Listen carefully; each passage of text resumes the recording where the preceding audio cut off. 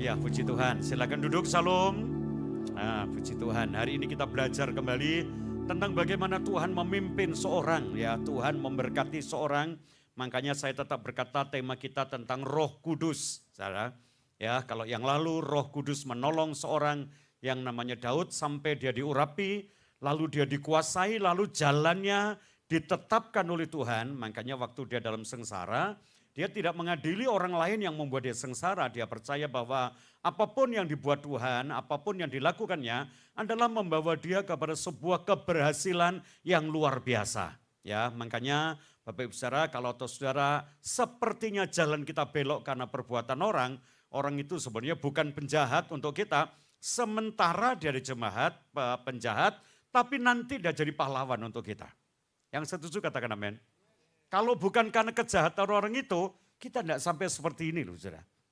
Coba renungkan beberapa kali, beberapa lama Anda pernah dijahati orang yang membelokkan jalan Anda sampai dengan hari ini. Nanti akan ketemu, kalau orang itu tidak jahati saya tidak kayak gini rasanya. Ya, saya seperti ini karena urun mereka juga. Jadi apapun yang diperbuat orang sebenarnya bukan orang itu mencelakakan kita lalu orang itu sukses.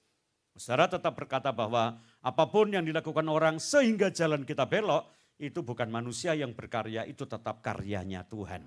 Yang setuju, tepuk tangan dulu yang meriah buat Tuhan kita. Nah, sekarang kita lihat lagi bagaimana Tuhan berkuasa untuk membangkitkan dan memulihkan seseorang. Bapak Ibu Saudara, kita masih berbicara tentang kuasa Roh Kudus. Ya, yuk kita buka kitab Yehezkiel 37, ayat 1 sampai dengan ayat yang kedua. Ya. Yehezkiel pasal 37 ayat 1 sampai dengan ayat yang kedua. Silakan. Lalu kekuasaan Tuhan meliputi aku, dan ia membawa aku keluar dengan perantaraan rohnya, dan menempatkan aku di tengah-tengah lembah, dan lembah itu penuh dengan tulang-tulang. Oke, sebentar Bapak Ibu Saudara, satu kali. Ada seorang nabi yang namanya Yehezkiel, dia itu mendapatkan satu pengalaman hidup. Ya, pengalaman hidup dia berkata, waktu itu Tuhan membawa aku, ya Tuhan membawa. Karena dikatakan ayat 1, lalu berkuasalah Tuhan meliputi aku. Jadi Yehezkiel ini dikuasai oleh Roh Kudus. Roh Kudus meliputi dia. Ya, dalam bahasa Perjanjian Lama selalu dipakai dengan kata Roh Tuhan. Jadi seorang yang dikuasai oleh Roh Tuhan, dipimpin, nah orang itu dalam liputan Roh Tuhan, sebagai tawanan Roh Tuhan, kata Paulus, dia itu setelah dikuasai, lalu dia dibawa keluar dengan perantaraan rohnya. Dengan perantaraan rohnya, lalu dia dibawa ke lembah. Ya, saya mau ingatkan Anda bahwa orang dipenuhkan dengan roh itu tidak harus menuju atas, sorry. Ya, jangan jadi doktrin. Orang dipenuhkan dengan roh itu mesti naik Pak. Ini ada orang diliputi dengan roh turun. Halo? Turun ke lembah. Ya, terus Ia di lembah itu ada apa? Ada tulang-tulang terus. Ia membawa aku melihat tulang-tulang itu Ia melihat, dia membawa aku melihat tulang-tulang itu. berkeliling-keliling, Ya, dan sungguh amat banyak amat bertaburan banyak bertaburan di lembah itu. di lembah itu. Lihat, Lihat, tulang-tulang itu amat kering. tulang-tulang itu amat kering. Coba perhatikan. Ya, saya mau sampaikan Anda pola pikir kita baru tentang firman Tuhan bahwa orang yang dikuasai roh Tuhan itu dipenuhkan dengan roh Tuhan, terima Roh Kudus pada hari Pentakosta, tidak harus dibawa terus ke atas. Perhatikan, orang yang dikuasai oleh roh seringkali ada perkataan bahwa Alkitab mencatat orang dipenuhi, dikuasai, ya ditawan, ya diliputi oleh roh, itu tidak langsung menuju atas. Seringkali kita melihat bahwa orang tersebut banyak yang dibawa kepada sesuatu pengalaman hidup yang dimulai dari lembah. Kalau Tuhan Yesus setelah dibaptis ada Roh Kudus hinggap, roh itu membawa Yesus ke padang gurun Yudea untuk dicobai di sana. Ya. Lalu kitab yang lain berkata ada seorang namanya Daud waktu dia dikuasai oleh roh Tuhan, ya tema kita bulan lalu, Roh Tuhan itu membawa dia kepada kehidupan sehari-hari yang akan dipenuhi dengan sebuah karakter ilahi, ditambah dengan sebuah talenta, ya, lalu menuju kepada kehidupan sehari-hari. Daud kembali ke tempat penggembalaan. Sepertinya tidak ada perubahan apa-apa, angon ya tetap angon. Tapi di situ ada pengembangan karakter yang berangkat dari buah roh, ada pengembangan talenta yang berangkat dari karunia roh. Masih ingat ya? Lalu Bapak Ibu Saudara, kali ini ada seorang namanya Yehezkiel. Yehezkiel diliputi dengan roh Tuhan, dia dibawa ke lembah. Jadi hari ini kalau Anda ada di lembah, jangan Anda menghakimi dulu tentang hidup Anda dan berkata, "Duh sopo aku ki yo kok merem-merem mlebu lembah iki." Ya. Kalau tidak mampu menghakimi diri lalu mengajak orang-orang lain untuk mengajak menghakimi dirinya. Coba, salahku iki opo kok aku bisa di sini ini loh. Ya, hari ini saya berkata belum tentu salah. Kalau memang Tuhan menegur dengan kesalahan, ada satu jalan yaitu bertobat dan minta pengampunan. Tapi kalau tidak ada kesalahan, saudara tidak perlu menghakimi diri. Itu Tuhan membawa Anda kepada pengalaman-pengalaman yang indah. Supaya Anda tahu bahwa Tuhan kita adalah Tuhan yang kuasa dan sanggup memberikan mujizat yang luar biasa. Ada tepuk tangan dulu yang meriah buat Tuhan kita. Siapakah Yehezkiel? Yehezkiel ini adalah seorang muda, Bapak Ibu Saudara. Dia ini adalah seorang nabi yang dipanggil di daerah negara asing, tidak di Israel. Kenapa? Dia dipanggil untuk melayani jemaat Israel, melayani orang-orang Yehuda khususnya. Mereka sudah ada dalam pembuangan. Jadi Nabi Yehezkiel itu jadi jadi nabi bukan waktu dia ada di Israel, tapi dia diangkat menjadi nabi sudah di negara pembuangan namanya Babil. Ya, kenapa? Karena orang-orang Israel itu dibuang ke Babil, ada 3 gelombang besar dalam pembuangan. Yang pertama, kira-kira tahun 605 sebelum Masehi, 605 sebelum Masehi, itu kerajaan Yehuda dipimpin oleh seorang raja namanya Raja Yoyakim. Ya, Yoyakim lalu diserang oleh orang Babil. Waktu Yoyakim menjadi raja, lalu orang Babil menang di bawah pemerintahan Raja Nebukadnezar. Orang-orang Yahudi atau Yehuda ditaklukkan, lalu di antara orang Yahudi itu dipilih taruna-taruna dari kaum bangsawan, diperbudak untuk dididik ke Babil menjadi orang hebat. Itu pembuangan pertama, tahun 605 sebelum Masehi. Orang muda semua dari kalangan cendekiawan, dari kalangan orang-orang kaya, orang-orang ningrat, dan salah 3 atau salah 4 di antara mereka, bukan salah 1, ada Daniel, ada Sadrah, terus ada Mesakh, terus ada Abednego. Itu tahun 605 sebelum Masehi. Ya, kira-kira 8 tahun kemudian, tahun 597, ada lagi orang Yahudi ini di bawah pimpinan anaknya Yoyakim, namanya Yoyakin, ya yang tadi M yang sekarang N. Tahun 597 berontak kepada Babil, tentara Babil datang lagi, dihancurkannya lagi. Ya, lalu Bapak Ibu Saudara, ditawanlah orang-orang muda yang kedua, bukan hanya cendekiawan tapi rakyat jelata juga, termasuk imam-imam, dan ada seorang anak muda keturunan imam, bapaknya namanya Busi, ya orang Lewi, orang muda itu namanya Yehezkiel. Dia diangkut juga ke Babil. 586 sebelum Masehi terjadi lagi anaknya Yoyakin, namanya Yekonya atau Sedekia. Dia memberontak kepada Babil. Orang Babil datang bukan hanya membawa penduduknya, Yerusalem dihancurkannya sama sekali, bait suci dirobohkannya, semua dirusakkannya dan dibakar habis. Seluruh penduduk yang masih kuat jalan dibawa ke Babil, itu puncak pembuangannya. Yang ditinggal siapa? Yang ditinggal lansia-lansia yang tidak kuat melaku. Lolo meyuyung lah katanya raja ya. Wong tuwek-tuwek gitu kayak opong ribet-ribet ya. Wis tinggalan ya. Termasuk nabi namanya Yeremia. Nah, Sejarah ini Bapak Ibu Saudara, lalu mereka tinggal di Babel. Satu kali Tuhan memanggil Yehezkiel, waktu dia ada di sebuah sungai, dinamakan Sungai Kebar dalam kitab Yehezkiel. Di mana Pak Sungai Kebar itu? Sungai Kebar itu adalah satu sungai yang indah yang digali oleh orang-orang Babel untuk menghubungkan dua sungai besar, satu sungai Efrat, yang satu sungai Tigris. Lalu di antara Efrat dan Tigris digali kanal sungai buatan. Untuk apa?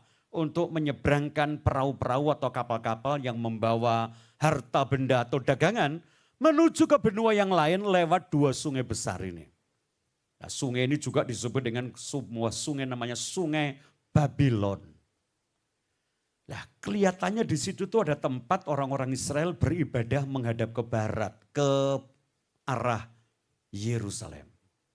Ya, sampai muncul nyanyian sekarang ini, orang sampai tidak bisa membedakan ini nyanyian rohani apa jasmani. Tidak tahu, Feli bisa bedakan tidak jasmani apa rohani. Nyanyian dunia apa nyanyian gereja, nyanyian di tepian sungai Babylon. Itu lagu rohani apa rohana? Rohana ya, pasti ya. Jadi nyanyian itu sebenarnya ada dalam kitab Mazmur di tepi sungai Babylon. Mereka ingat akan Yerusalem, mereka ingat akan tanah perjanjian, mereka ingat akan pemulihan. Lah saat itu Bapak Ibu Saudara, keadaan bangsa Israel benar-benar mengalami sesuatu yang parah. Mereka kehilangan negara, mereka kehilangan kota Yerusalem, mereka kehilangan raja, mereka kehilangan pemerintahan, bahkan identitas sebagai umat Tuhan sudah hilang. Sebagai satu bangsa sudah purna, sekarang mereka menjadi budak yang tidak mungkin lagi bangkit. Kenapa? Karena sudah tidak ada yang diharap. Sampai di situ Tuhan memberikan gambaran tentang orang-orang Israel ini sebagai tulang-tulang yang kering. Ya, tulang-tulang yang kering. Saking apanya? Saking parahnya, saking menderitanya, sampai tidak ada harga untuk dirinya. Orang Israel diberitahu, memang orang Israel merasa, aku ini sudah punya harapan untuk apa-apa, wis entek-entekan hidup. Nah, saya hari ini juga berkata kepada Anda, ya, Anda mungkin ada beberapa orang yang sampai dalam keadaan seperti ini. Ya, wis entek-entekan sudah. Jangankan harga rumah, jangankan harga mobil, harga diri saja. Wis entek sudah, tidak ada sudah. Tapi hari ini walaupun Anda sebagai tulang-tulang yang kering, Anda juga dipanggil menjadi Yehezkiel yang mampu melayani diri sendiri. Yang setuju katakan amin. Jangan tunggu nubuat orang lain untuk Anda. Tidak usah Anda lari kemana-mana cari hamba Tuhan yang mau menubuatkan hidupmu. Hari ini Tuhan panggil, hari ini Tuhan penuhi engkau, hari ini engkau diliputi roh Tuhan, supaya engkau dapat melayani. Yang paling awal pelayanan adalah layanilah dirimu sendiri, nubuatkanlah dirimu, sampai apa yang kau nubuatkan jadi dalam hidupmu. Coba kita lihat, apakah tulang kering menurut orang Israel? Kita bilangan, coba kita baca sebentar. Kita bilangan pasal yang ke-19 ayat yang ke-16. Bilangan pasal yang ke-19 ayat 16. Juga setiap orang yang di padang, Ya, yang kena kepada seorang yang mati, orang yang berjalan di padang lalu terkena, menyentuh, ya menyentuh seorang yang mati terbunuh oleh pedang, atau kepada mayat, atau orang yang tersentuh kepada mayat, atau kepada tulang-tulang seorang atau manusia, orang itu sudah tersentuh kepada tulang-tulang orang mati walaupun tulangnya sudah kering, atau kepada kubur, ya, atau kepada kuburannya saja tempat ditemukan tulang-tulang itu, orang itu najis. Orang itu najis. Orang itu najis. yang keras, orang itu najis. Jadi gambaran tentang tulang kering ini adalah satu gambaran kehidupan yang sudah tidak dapat dipandang. Dan saya pikir susah-susahnya Anda belum sampai ke titik ini, susah. Ya, saya lihat Anda datang itu Saya ngintip dari mobil masih berbondong-bondong dengan keadaan yang jauh lebih baik.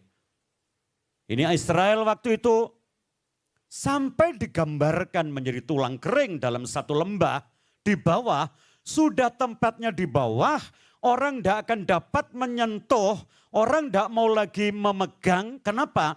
Orang kalau kepegang, kesenggol, ya, bersentuhan dengan tulang, orang itu menjadi najis. Ya, saya mau sampaikan kepada Anda, adakah Anda orang yang punya nasib sejelek ini? Sampai orang kesenggol itu loh, enggak mau. Ya, mungkin Anda pernah tersinggung dan berkata, kok, tak kenal no ya. Ini buat hoping lah. Dia mau puyo lah. Ya, ngene apa? Wis gak. Ya, bahaya wong iki.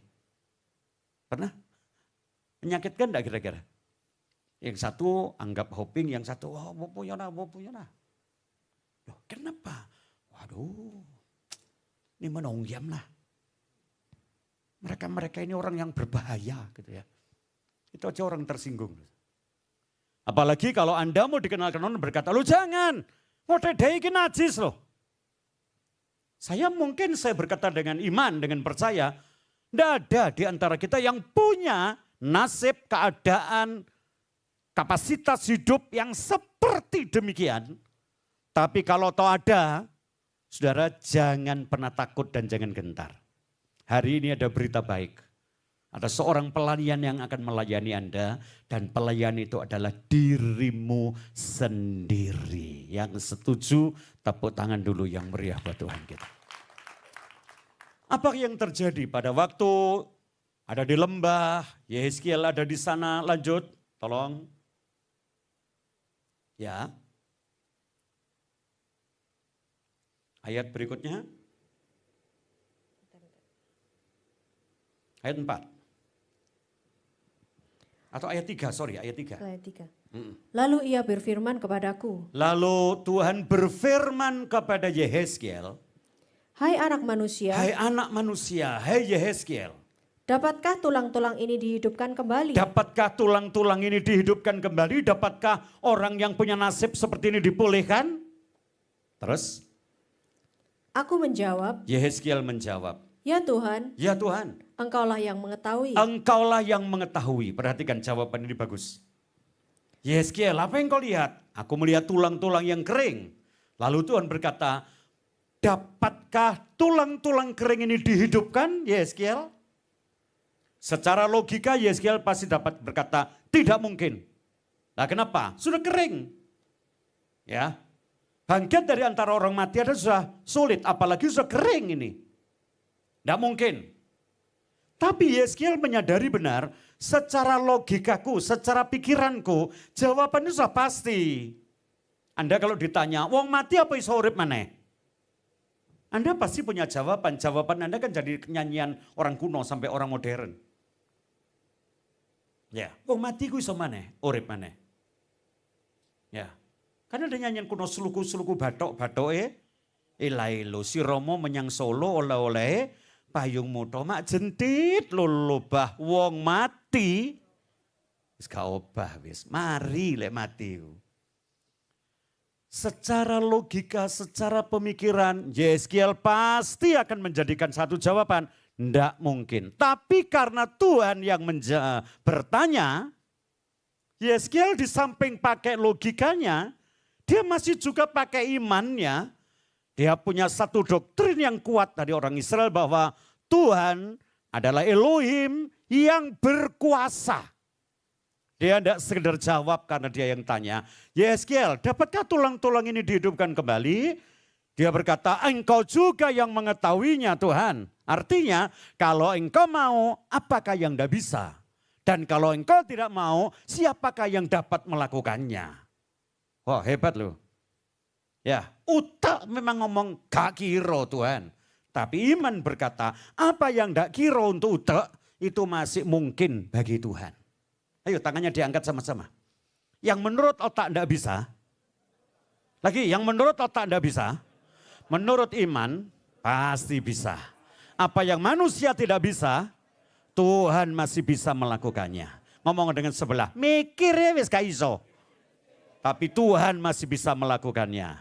Ada tepuk tangan dulu? Amin. Ini jawaban yang bagus harusnya jadi jawaban saya dan Anda. Dapatkah nasib kita diubahkannya? Mungkin otak kita berkata, ndak kira wis. Entek iki wisan. Ya, lalu setan khotbah, lan maneh apa maneh wartamun tek kon ro hartan tek. Wong kon iki turunane gak duwe. Ya kan? Engkongmu kiri, makmu kiri, kongcomu kiri, mbah buyutmu kiri. Nah, nita engkau meyu lah. Nita papa mama meyu. Ya ini meyu lah. Tek saiki bangkrut ya wis wayahe wis. Utek itu selalu ngomong gitu. Hari ini saudara, walaupun otak kita berkata begitu, imanmu harus berkata bagi Tuhan mana yang mustahil kalau dia mau. Amin. Amin. Ndak kira Pak, ndak kira itu bahasanya orang lain, bahasanya orang hop. Ndak ada, ndak kira itu. Ndak ada, ndak mungkin itu. Bagaimana bisa? Jawab kita, ya kalau dinalar secara otak aku ngomong ndak bisa Tuhan. Tapi kalau engkau yang bertanya, manakah ada yang mustahil bagimu? Lanjut.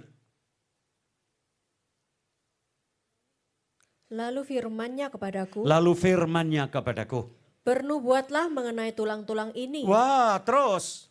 Dan katakanlah kepadanya, hai tulang-tulang yang kering, Hei tulang-tulang yang kering. dengarlah firman Tuhan. Dengarlah firman Tuhan. Saudara lihat, waktu Yehezkiel menjawab Tuhan, otakku berkata enggak, pikiranku berkata enggak bisa. Ya, segenap pikiranku, kemanusiaanku berkata enggak mungkin. Tapi kalau engkau yang bertanya, aku jawab, apakah ada yang mustahil bagimu? Lalu Tuhan tahu imannya Yehezkiel. Kalau begitu Yehezkiel, omong kepada tulang-tulang kering itu. Hah? Ngomong apa Tuhan? Hai tulang-tulang yang kering, dengarkanlah firman Tuhan. Ini kunci sebuah mujizat besar. Hai tulang-tulang kering, dengar firman Tuhan. Yuk bareng-bareng, 2, 3. Hai tulang-tulang yang kering. Lagi, hai tulang-tulang yang kering. Omong dengan sebelah, 2, 3. Hei tulang-tulang yang kering. Dengarkanlah apa? Dengarkanlah apa? Tulang kering ini suruh dengar firman Tuhan. Nah kenapa? Biasanya orang kalau sudah punya keadaan seperti tulang-tulang kering, itu tidak mampu dengar firman yang didengar manusia yang sama-sama kering. Halo? Wong wis kiri gak doyo apa-apa, wis sakit semua, terus diceritani Tuhan besar lambemu Pak, iya kon. Ada mujizat, aduh wis bolak-balik krungu iku Pak. Tuhan itu luar biasa. Kebiyen iku wis nenek moyangku cerita itu, tapi kalau ngomong dengan orang yang senasib, ya apa kon? Entek wis duwe iki wis. Hancur wis dina iki padha ambek aku wis. Tahun selawe iki wis tahun benci no temenan. Oh bener podo iki. Wis tak gak kira iso berhasil iki tahun iki. Wis entek-entekan. Iya wis dituntuti ae wis lah sampai sak enteke. Pokoke sak ambekan ya urip lah ambek entek ya buyar ae wis lah. Ya wis ngono ae wis ya temani susah. Hari ini jangan dengan orang. Hari ini jangan dengar pendapat sesama. Hei tulang-tulang yang kering, dengarkanlah firman Tuhan. Kalau mau pulih, dengar firman. Kalau mau mujizat, dengar firman. Bukan hanya untuk tulang yang kering, ini perjuangan bagi Yehezkiel. Kamu tahu tulang kering itu? Iya, dapatkah dia hidup? Kalau engkau menghendaki ya dia hidup. Kalau menurut perkataan manusia, ya tidak mungkin. Percaya kalau Tuhan menghendaki dia hidup, ya lagi itu lu ngomong ambek tulang kering ini. Ngomong apa? Rungono firman Tuhan. Mana ada tulang rungono kuping wis kaono. Halo? Halo? Bagaimana bisa tulang yang kering, barang yang mati, itu dengar firman? Kupinge kaono. Coba kita lihat apa yang dilakukan Yehezkiel. Lanjut. Beginilah firman Tuhan kepada Beginilah tulang-tulang firman ini. Tuhan. Terus. Aku memberi nafas hidup di dalammu. Aku memberikan nafas hidup ya di dalammu. Supaya kamu hidup kembali. Tulang-tulang kering supaya kamu hidup kembali. Ya. Aku memberikan kepada kamu nafas hidup. Nafas itu dalam bahasa Indonesia dipakai nafas, dalam bahasa Yunani pakai kata nefes. Nefes itu dalam bahasa Ibrani dipakai kata ruah. Bahasa Jawanya juga ruah. Ya, ruah. Anda pernah ke makam kalau dengan orang Jawa, loh, lah iki sapa? Lah ruwai wakjan ngono lho iki. Artinya apa? Almarhum. Lah iki sapa? Lah iki ruwai mbok tirek sing iki. Halo, ruah. Ruah itu roh. Tuhan berkata, aku memberikan nafas hidup, aku memberikan roh, aku memberikan ruah. Dan orang yang menerima roh, itu satu-satunya ya harga mutlak yang tidak boleh tidak, dia akan hidup kembali. Yakin kesehatanmu akan hidup kembali? Yakin ekonomimu akan hidup kembali? Yakin kebahagiaan rumah tanggamu akan hidup kembali? Yakin masa depanmu akan hidup kembali? Itu kalau ada roh dalam hidup. Roh itu diberikan kepada tulang-tulang itu. Terus bu. Dikit lagi, maju lagi. Mari. Aku akan memberi urat-urat padamu. Aku akan memberikan urat. Namanya tulang itu kalau hidup. Apa yang akan terjadi? Malah menakutkan orang. Halo? Anda jangan harap ya. Anda pulang terus ono tulang melaku dewi. Anda mau ngomong apa? Mateng kon. Ya, darah Yesus sungguh aja. Tuhan berkata, aku akan memberikan urat. Memberikan satu daya, kekuatan. Ya. Memberikan sesuatu tenaga, urat. Itu sumber gerakan yang dibawa dari otak menuju ke seluruh tubuh dengan urat. Terus. Dan menumbuhkan daging padamu. Aku akan menumbuhkan daging kepadamu. Terus. Aku akan menutupi kamu dengan kulit. Aku akan menutupi kamu dengan kulit.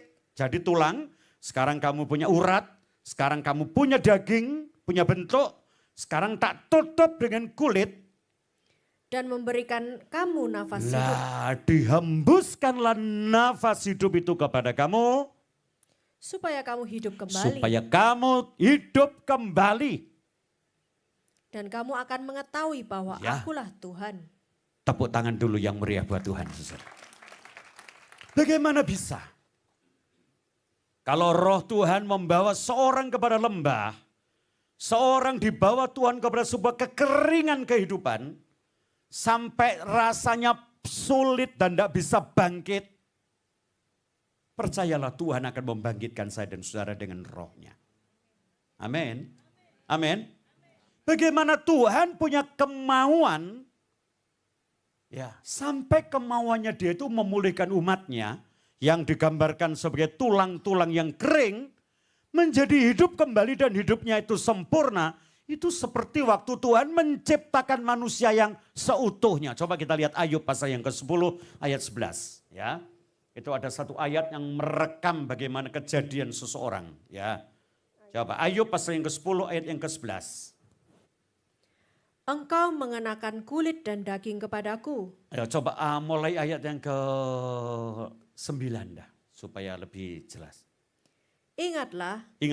Bahwa engkau yang membuat aku dari tanah liat. Engkau membuat aku dari tanah liat.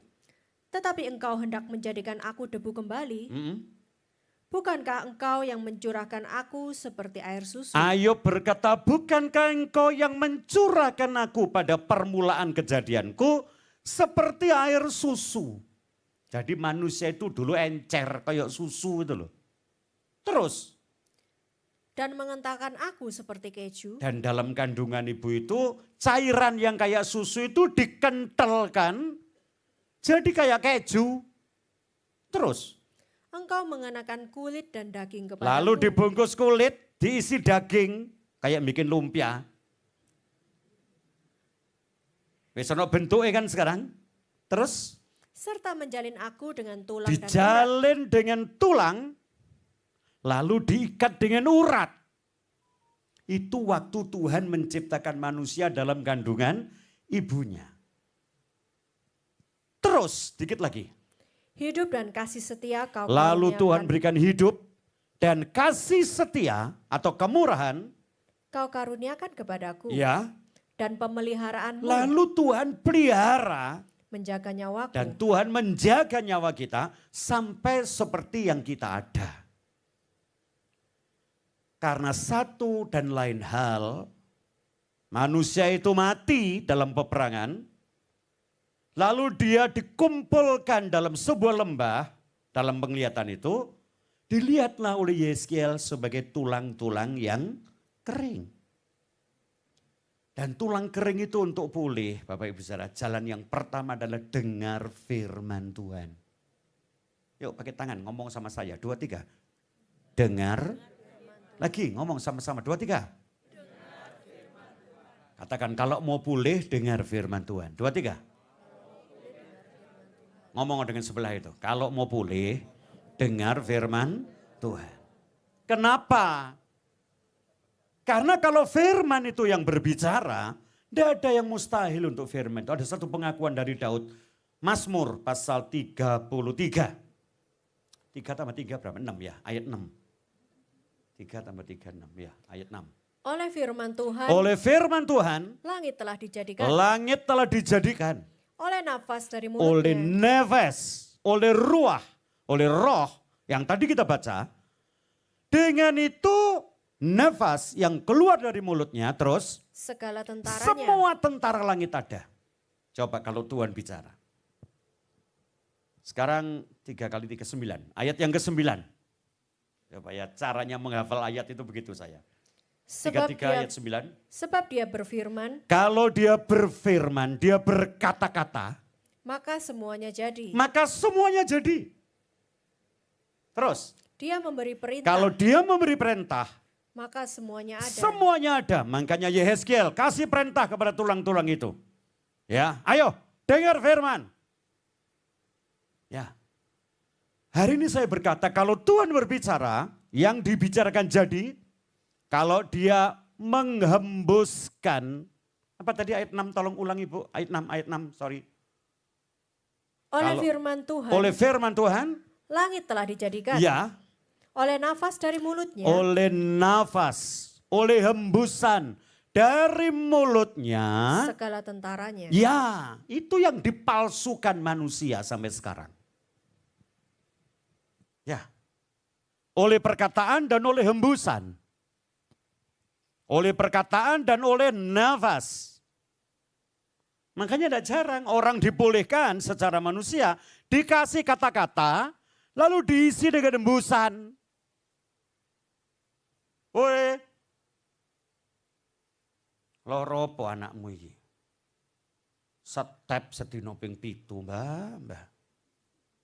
Wis mbok obati apa ae? Sedaya pun. Jenenge sapa?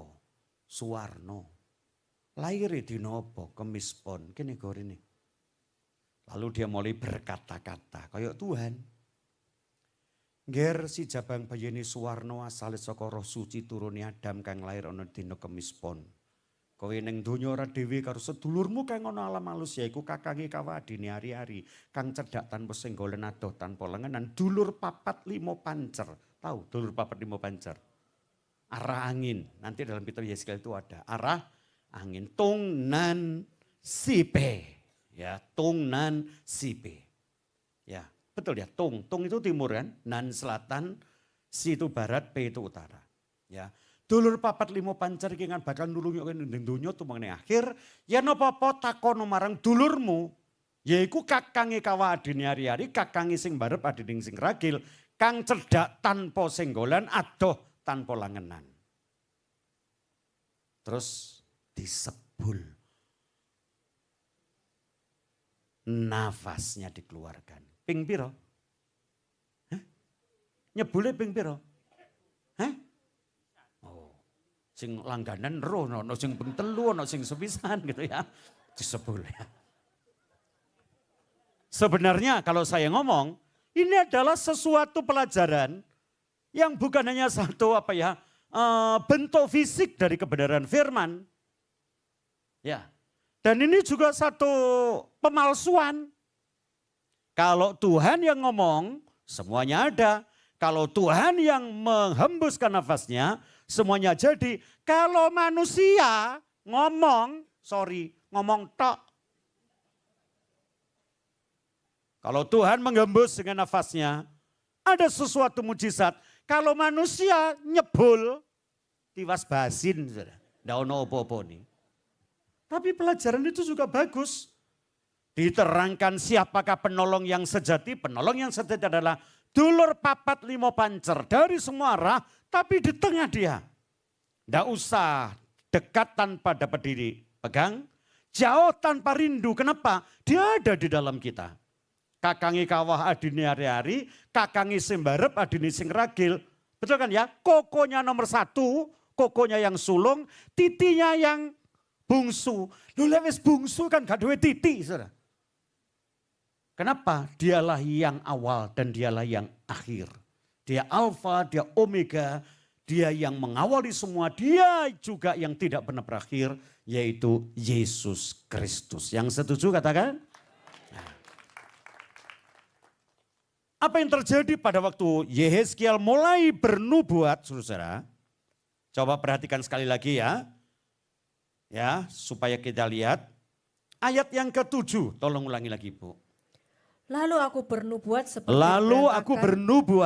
seperti diperintahkan kepadaku. Yehezkiel nurut kepada Tuhan, aku bernubuat seperti yang diperintahkan kepadaku. Jadi nubuat itu Tuhan berfirman kepada Yehezkiel. Yehezkiel berfirman kepada tulang-tulang. Hari ini ayo kita belajar PD Hope menjadi pelayan-pelayan yang hebat. Menjadi nabi-nabi yang dahsyat. Sebelum kau jadi nabi untuk orang lain, jadilah nabi untuk dirimu. Tunggu firman. Dengar firman. Setelah Anda dengar firman, perkatakanlah firman itu kepada hidupmu. Nubuatkan hidupmu. Amin. Katakanlah sesuatu yang baik dari firman yang kau dapat. Dan biarlah itu menjadi sumber kekuatan. Menjadi nubuatan dari mulut seorang nabi adalah engkau. Dan nubuatkanlah hidupmu. Terus.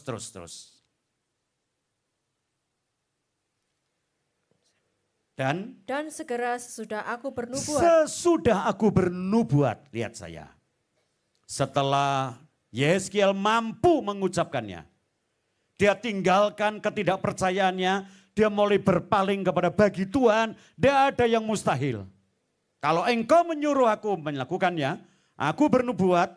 Waktu dia sampaikan nubuat itu dengan sungguh-sungguh. Dengan kuasa roh Tuhan. Terus. Dan segera sesudah aku bernubuat. Segera. Lihat kata itu. Segera. Tidak lama dari perkataan itu. Terus. Kedengaranlah suara. Dengarlah suara. Sungguh ternyata suara apa itu? Suatu suara berderak-derak. Suatu suara berderak-derak, bergeseran antara tulang-tulang kering. Mulai ada gerakan. Ya. Halo? Mungkin Anda sakit keras.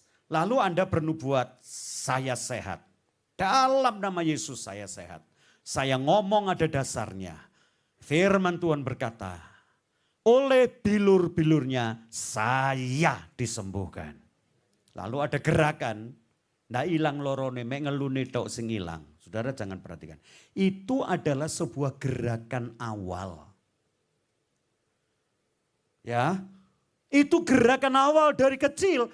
Pergeseran tulang dengan tulang saling berderak-derak terus.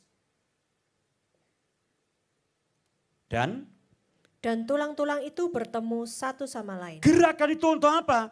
Gerakan itu untuk memisahkan tulang dengan tulang dengan tulang dengan tulang untuk mencari tatanan yang semula. Wah. Tulang kaki cuma 2 yang kumpul ke sana, yang lain juga cari ya grupnya masing-masing. Dan setelah tulang-tulang itu ketemu satu dengan yang lain, lanjut Ibu. Sedang aku mengamat-ngamatinya, Ya, sedang Yeskiel melihatnya, mengamatinya peristiwa itu.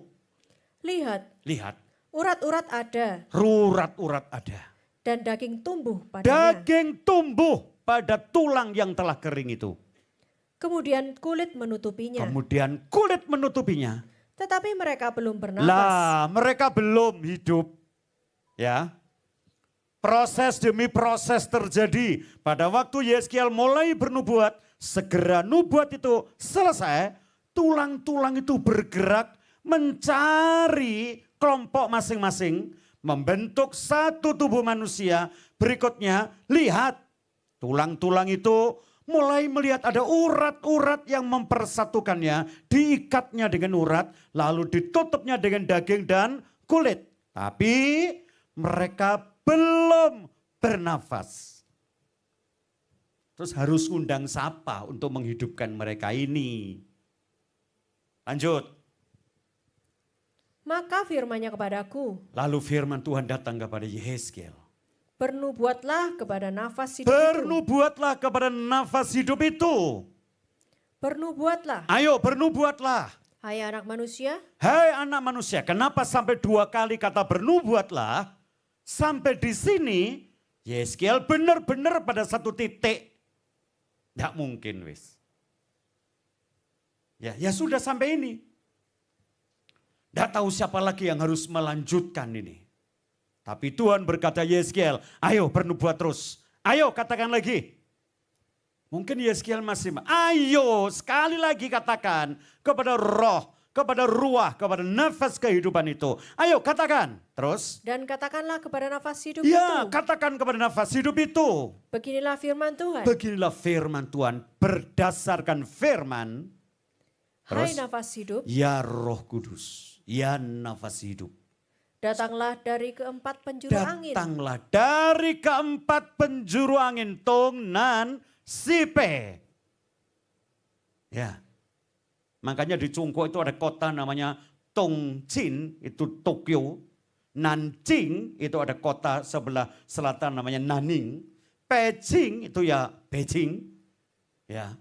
Enggak tahu kota utara apa namanya, dekat Harbin sana kok saya lupa. Ini Tuhan berkata, sekarang kau bernubuat, sudah utuh, sudah jadi manusianya, sudah pulih.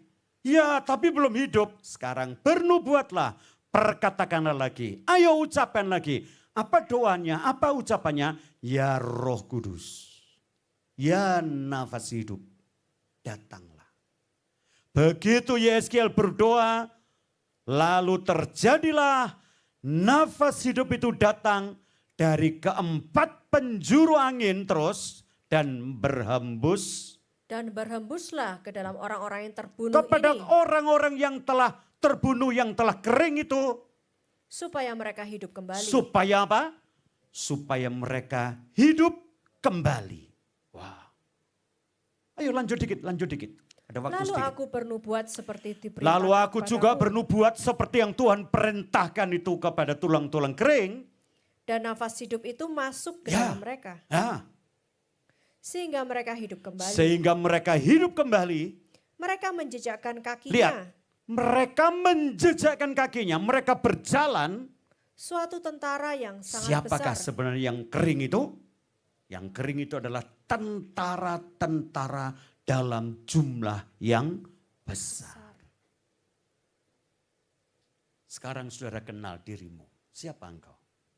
Kau tentara-tentara yang hebat. Ya, kenyataannya tulang kering. Orang menghinakan engkau, orang memandang engkau najis. Orang semua lihat saudara, orang semua lihat saya. Mungkin mereka berkata, apa artinya? Yang harus Anda undang bukan pendeta, bukan hamba Tuhan hebat. Yang harus Anda undang adalah Roh Kudus untuk memungkinkan, memberikan kekuatan, pemulihan. Anda harus melayani dirimu bersama dengan Roh Tuhan. Bernubuatlah, maka nubuatmu akan jadi. Ikrarkan satu ikrar. Sampaikan perkataan-perkataan. Dan hidupmu akan diubahkan.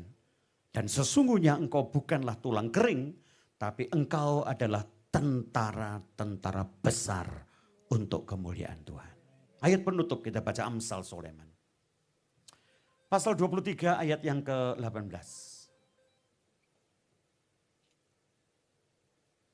Amsal 23 ayat 18. Karena masa depan sungguh Karena ada masa depan sungguh ada. dan harapanmu tidak akan hilang. Harapanmu tidak akan hilang. Sekali lagi. Karena masa depan sungguh ada Karena masa depan sungguh ada. dan harapanmu tidak akan hilang. Baca bareng-bareng 2, 3. Karena Masa depan sungguh ada dan harapanmu. harapanmu tidak akan hilang. Senggolan sebelah katakan. Karena masa depan sungguh ada. Dan harapanmu tidak akan hilang. Lebih gagah. Harapanmu.